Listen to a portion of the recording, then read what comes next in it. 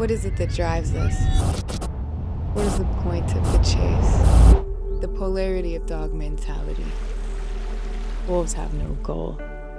They wake up with purpose. With primal understanding. Survive, protect, lead, risk. Approaching failure for the sake of the pack, sacrificing safety so the team can eat. Long days, longer nights, mornings before the sunrise. The understanding of what exactly the assignment is.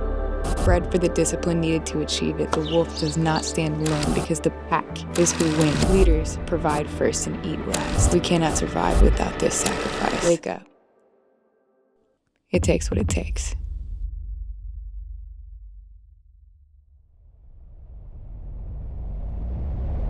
Are you from Washington?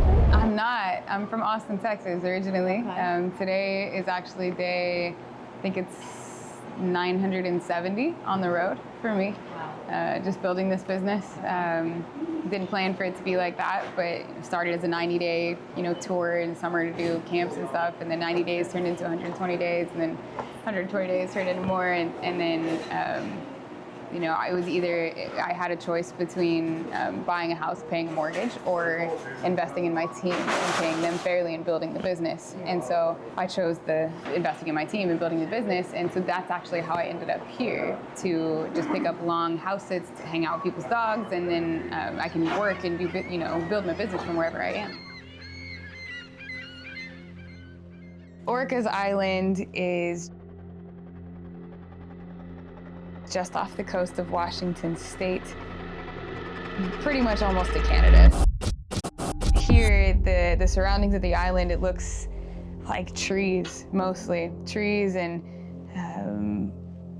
friendly people, the ones that you do run into, because there's not really many people here because it's an island. Beautiful scenery, hills. Yeah, my main goal here is to really tackle the rest of the year and set up all of my teammates, all of my team that works for me, with me, up for success. Waking up every day and leading them. And in the course of the year, it can often be hard to keep that consistent when I'm on the road, when I'm working small group sessions and teaching. So getting them set up to lead themselves throughout the summer is important here. And I'm trying to create some storytelling that I've always wanted to do, just never had the tools or the chance to do. If there's one thing I hope people take out of this, it's that we have this idea that we can't just decide to change things about ourselves. We can't just decide to do something hard because of the circumstances or where I'm at or what I'm doing, and really you're just one decision away from changing the whole course of your life, and it really is that simple. Not saying that it's easy, but it really is that simple. And so I made this choice and I let it be hard. And because of that, it's still hard, but I got to experience things like this that I never would have had a chance to do had I not just taken the leap. I've told this story, several times, and every time it's still hard to tell. My first college preseason, I was hooping, calling threes off the glass. Night before the first game, jitters. I remember bopping into her office, game day tomorrow, let's go. And then I remember her forcing a smile at me. I sat down and she said, "I'm gonna get straight to the point.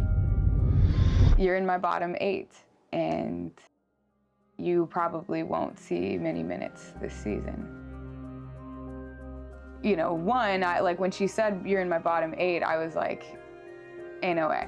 Objectively, I'd been doing really well, so I knew that she didn't believe there were 8 girls on that team that were better than me. And I was just like, please tell me what I could be doing differently. I feel like I've been doing really well. And when she wouldn't give me a straight answer, I just kept digging into her. And so finally she looked me right in my eyes and she was just like, Garza, I'm just not used to having one of those on my team. And she had just found out that I was gay. This was this thing that I had absolutely no control over. And it was like, just shocking. That this is the only thing I've ever wanted to do, and this is how it's being taken away. It's not because I got injured. It's not because I'm just not good enough. It's, yeah. At that time, I had a choice between giving up or fighting, and the audacity of self-belief, like, that's what this is. And so I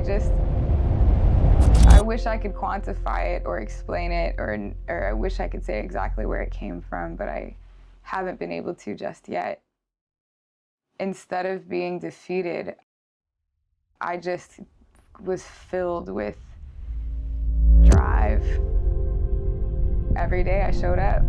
I was the first one in the gym, the last one out. I ran sprints with the girls when they got in trouble for going to the bars when I wasn't even in trouble.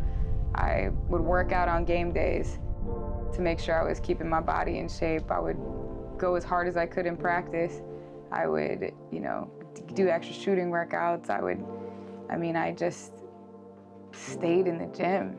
I think this is why all of these experiences that I've had with coaching are why I am so passionate about coaching the way I do and holding the standard, because the majority of my memories and my association with coaches is negative. It's trauma. It's being made to feel like I was never going to be good enough, or that, I was just the wrong, type of kid, or, all of that. So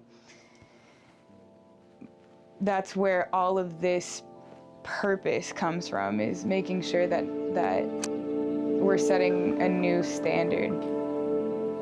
The people in my business around me are the ones that are really pushing me. They're not afraid to say, like, this is what we need from you. We've been able to create a really safe space to just give each other truth with love. And we can do that. That solves a lot of things. What we can do is we can get with teams, like even AAU teams, for their whole summer. Where we're at, we're still a startup. We're still at the beginning. I think that has created a space for us that's allowed us to push forward and succeed when it's hard, and that we're going to do that for and with each other. Because I also have an app that I just built, and so now I can say this isn't just anecdotal based on my experience of seeing athletes succeed. Now I have the data to back up, this is how I teach at my small group sessions, this is how I'm developing this app. Well, the way you're doing actually works, so keep doing it. Man, I appreciate you, man. I can teach you how to become a better learner, and I can teach you how to understand this subject, this front to back. Then, now you have all of the tools you need, and the other piece is the grit, the psychology part, the going through hard things.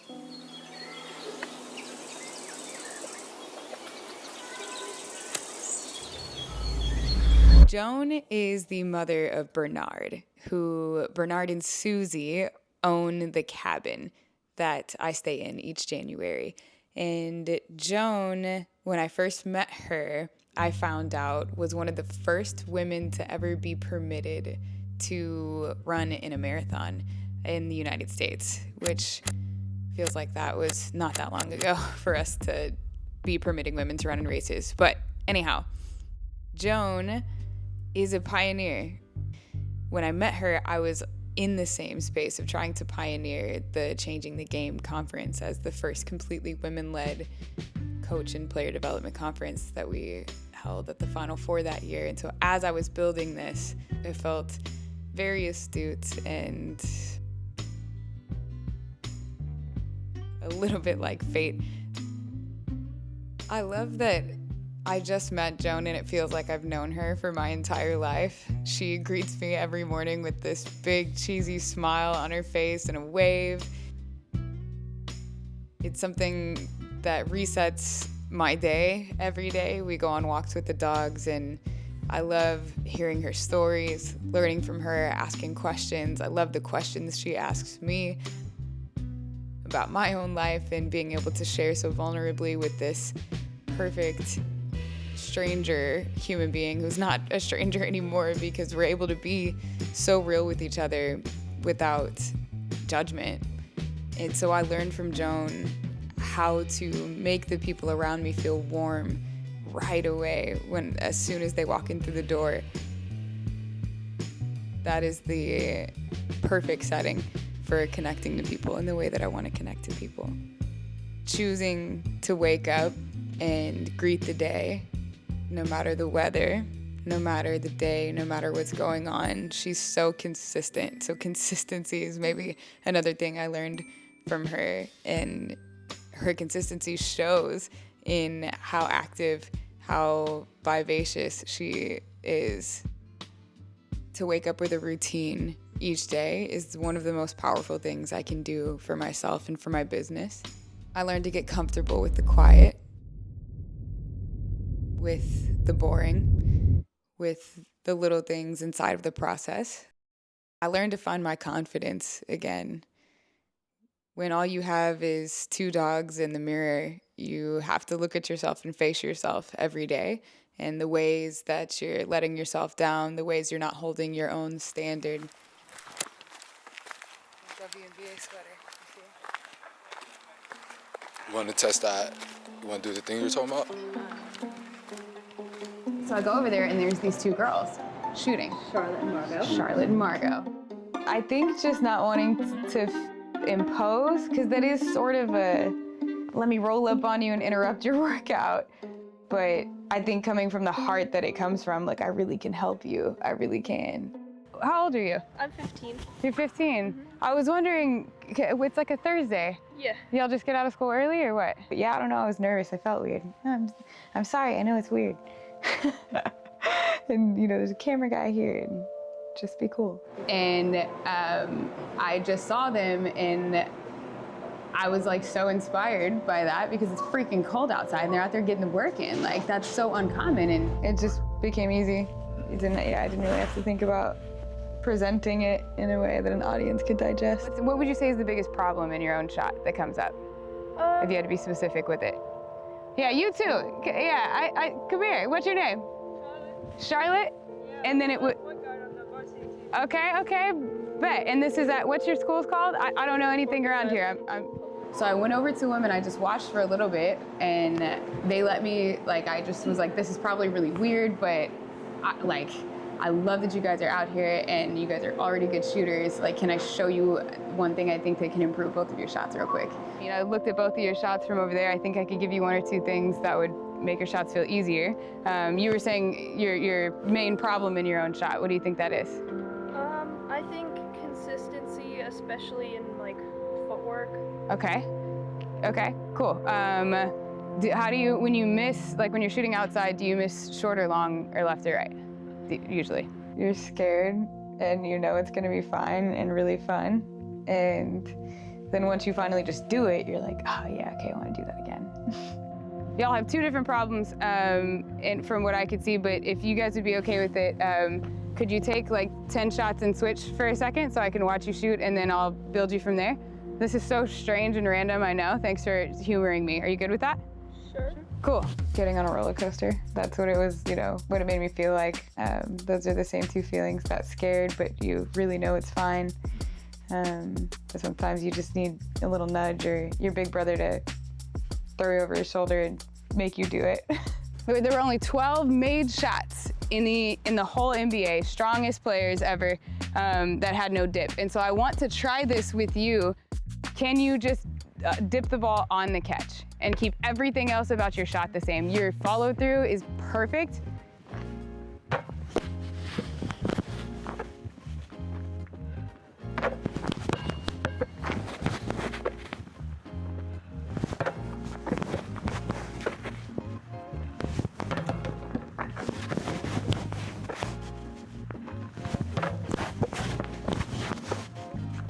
We got to do a shooting with strangers thing today. That was crazy. Can't believe that happened. Finish. The way you finish your shot is the same every single time, and that's so hard to do. And yeah, dip the basketball when you shoot, dude. You just went, give me 4 more. Give me 4 and so that's successive approximations of behavior is like we're rewarding the behavior that's almost there too, because that's still progress, that's still moving forward. And so if we're rewarding all forms of progress, then we're gonna continue forward. I mean, half the battle of teaching is the safety that you can create to like wiggle around inside of something new. And so that's what you just saw in that is, you know, even when she was still sort of stopping it in the middle, but I was still telling her those reps were good because they were significantly better than the ones before, even though they weren't where we needed them to be just yet. So that's one of the teaching methods that I'll use in teaching people how to shoot or teaching people how to modify any behavior, really. I want you, instead of judging your misses as good or bad, just study them instead. Be curious about them. What went wrong on that shot? In my hand weird. I can't explain it, but Yeah, so you can identify it, right? So you can just fix it the next rep. That's called deliberate practice. Yeah, and if you can, I mean, you're gonna miss more shots than you make, like for the rest of your life, right? So, yeah, just study it instead. Still shooting straight. I love that. Anything off the back of the rim like that, we can live with that.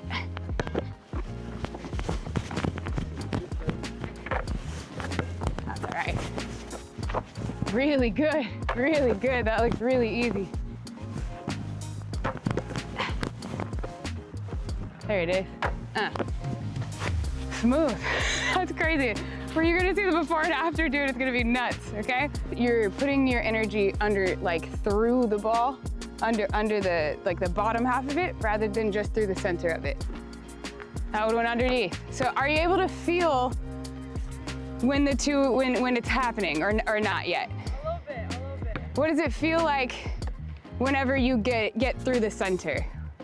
A bit easier. Easier, okay, easier. I like that. We can use that, but try to find like almost like a descriptor, because our bodies search for feelings. And so if you can name the feeling, your body can go get it.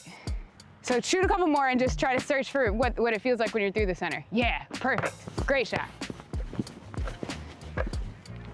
Yes. Yes. Molly, that's who I'm going to have coffee with right now. Oh, she told me about that. She told me, she's like, yeah, I'm skipping practice now to talk to the shooting lady. I'm the shooting lady. Hello. Well, what I'm trying to do is I'm here for the month. The whole month I'm doing this work retreat, you know, solo retreat for myself, and I was trying to get into the gym, one, with you guys and your team to make your teammates better shooters, because I mean, y'all just figured it out right here in 20 minutes, but to also, I have an app, a shooting app, because I'm filming for that app and I need some gym space to hopefully do that. If not, I'll just come out here and shoot with you guys. Then y'all do this every day? What time? It depends when we can get here. Like today, we're just going before practice because that's where it's light outside. Sure. Yeah, it gets dark here most of the time. Oh yeah. Okay, one of you follow me on, do you have a phone? Crazy how fast it works, right? It's so tangible. It's just a formula. I'm so inspired. I'm so inspired. It's so cold out here. I don't know if you can tell. My nose is like red. My hands are, that's crazy. College coaches, if you're just looking for some workers, at least you know. Jeez. Takes what it takes. And that just happened. And so we just like worked together on court, and I was like, I'm actually about to go to meet somebody named Molly, and they were like, oh my God, that's our coach. Like, these are really cool. It's small islands. Imagine, you know? Yeah, like looking to, one, work with the girls like on the team on the island. I just think that would be like really fun and then also figure out if there's a way, you know, I could get in and film some of the stuff for the app in your gym. And whether it's an exchange of services, like whatever we need to do to try and work that out, that's what I was hoping for. Okay. Yeah. I'm doing everything I can to redefine the standard of what we expect from coaches, what we accept from them, and from what we accept. The reverence for the position, I think, has gotten lost a little bit. That's what I hope to communicate through Shooters Shoot, through my brand, through the way that I teach, through the care that I'm gonna choose to have every day, even when I'm tired. Who I wanna be remembered for, that's how I want people to talk about me, is she has complete reverence for what she does every time she does it.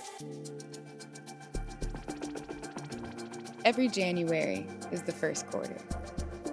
I come here to set the tone, to realign, to lead, to design. Each year is the dawn of something both new and familiar. A step into becoming something more refined, something elevated. I don't just want to be a teacher. I want to be a guide. I want pins on a map, not for places I've been, but for the places I've inspired others to go. I'm just a storyteller, and I welcome you warmly to this place that houses everything I am. And I'm here to remind you that the price of doing business with the gods is solitude, but it is not loneliness. Every single person in this world wakes up with the opportunity to make hard choices or to make easy ones. And every hard choice I've made has led me here, to stand on this island that appears separate on the surface but remains connected deeply underneath. There will be peaks, and there will always be valleys, bridges burned and repaired. And in the moments that you are tested most, I hope this echoes in your mind. It takes what it takes.